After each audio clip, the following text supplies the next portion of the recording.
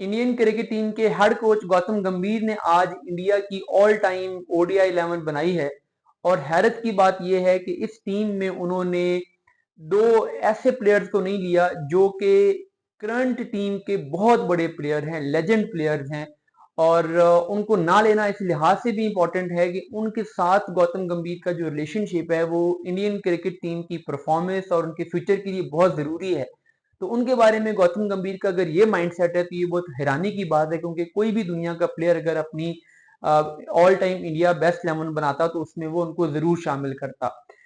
ये प्लेयर कौन से हैं? ओपनिंग में मैं शुरू कर देता हूँ। ओपनिंग पे जो गंभीर ने अपनी टीम ली है उसमें उन्होंने वीरेंद्र सहवाग को और गौतम गंभीर ने अपने आप को लिया है। ये बड़ा हैरान कौन है कि उन्होंने रोहित शर्मा को नहीं लिया ओपनिंग की स्लॉट के ऊपर। हालांकि रोहित शर्मा ने वनडे क्रिकेट में इतने स्कोर किए हुए हैं, 3 डबल अंडर स्कोर की हुई हैं। और वनडे में जो उन्होंने परफॉर्मेंस दे दी है, सहवाग भी उससे बहुत पीछे हैं। तो इवन इसको सहवाग को लेना भी था तो गौतम अपनी जगह पे उनको शामिल कर सकते थे, मगर गौतम के बारे में ये हम सब जानते हैं कि वो बहुत सेल्फ सेंटर्ड भी हैं। तो उन्होंने अपने आप को तो शामिल कर लिया मगर उन्होंने रोहित शर्मा को शामिल नहीं किया। तो रोहित शर्मा के बारे में अगर उन्हें ये लगता है कि वो इंडिया की ऑल टाइम वनडे 11 में डिजर्व नहीं करते प्लेस, तो फिर बड़ी हैरानी की बात है और फिर उनके जो म्यार हैं, जो स्टैंडर्ड हैं, उसके ऊपर भी बहुत बड़ा क्वेश्चन मार्क आता है। नंबर 3 पे उन्होंने राहुल द्रविड़ को लिया है। और अगर राहुल द्रविड़ और रोहित शर्मा का कंपैरिजन कर लिया जाए तो रोहित शर्मा राहुल द्रविड़ के मुकाबले में वनडे में बहुत बड़े बैट्समैन है। टेस्ट में राहुल द्रविड़ बहुत ऊपर है रोहित से, बट ओडीआईज में रोहित शर्मा का जो इम्पैक्ट था राहुल द्रविड़ उसके करीब करीब भी नहीं पहुंचे। तो अगर आपने शामिल करना ही था अपने आप को सेल्फ सेंटर्ड होके, तो आप अपने आप को 3 पे रख के तो रोहित शर्मा को ओपनर ले सकते थे, मगर उन्होंने ऐसा भी नहीं किया।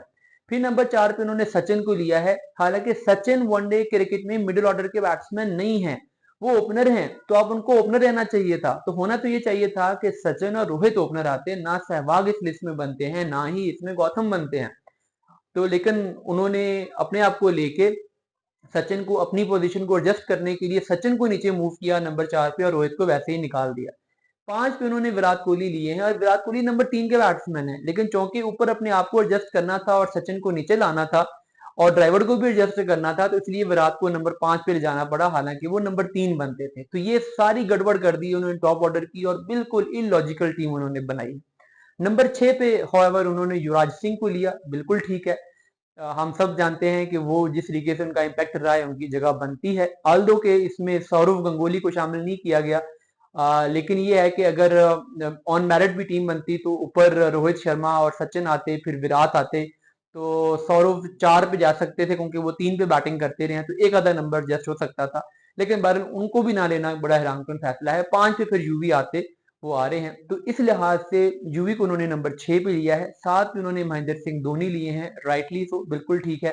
नंबर 8 पे उन्होंने स्पिनर्स में अनिल कुंबले को लिया है और नंबर 9 पे उन्होंने अश्विन को लिया है। ऑफ स्पिनर्स में अश्विन को लेना okay, fair enough, but Anil Kumble का वनडे क्रिकेट में उतना इम्पैक्ट नहीं है जितना कि रविंद्रा जडेजा का है। तो जडेजा भी इसमें आ सकते थे, बट उन्होंने जडेजा को भी नहीं लिया। और अभी आगे जाके एक चीज और आएगी जो कि बड़ी इंटरेस्टिंग है। उन्होंने जो पेसर्स लिए हैं उन पेसर्स में उन्होंने एक तो ले लिया है जहीर खान को और दूसरा उन्होंने ले लिया है इरफान पठान को। Zaheer Khan rightly so, but Irfan Pathan seriously, मतलब आप जसप्रीत बुमराह के ऊपर इरफान पठान को कैसे प्रेफर कर सकते हैं? जसप्रीत बुमराह एक जनरेशनल बॉलर है। इरफान पठान ने साल 2 साल अच्छा परफॉर्म किया था, शुरू में आके स्विंग वो अच्छी कर लेते थे, बट उनकी बहुत सारी लिमिटेशन थी, उनके पास पेस नहीं थी। बाद में इंजरीज के बाद वो अपनी लाइन एंड लेंथ भी भूल गए, वो स्विंग करना भी भूल गए।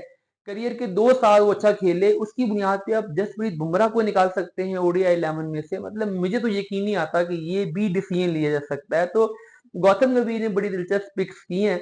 आप लोग भी अपनी ओपिनियन बताएं कि आप इस पिक्स पे खुश हैं, और अगर आपके ख्याल में ये गलत उन्होंने की हैं तो फिर आप अपनी ओपिनियन दे सकते हैं कि किसकी जगह पर किसको आना चाहिए।